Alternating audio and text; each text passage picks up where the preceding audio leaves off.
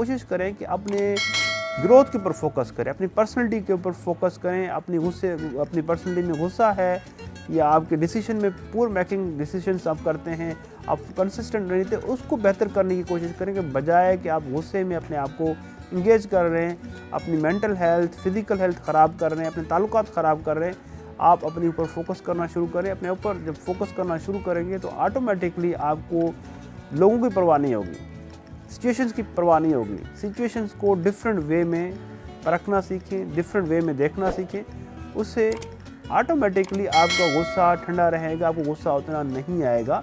क्योंकि जब भी इंसान को गुस्सा करता है तो इंसान का नुकसान अपना ही होता है, किसी और का नुकसान नहीं होता।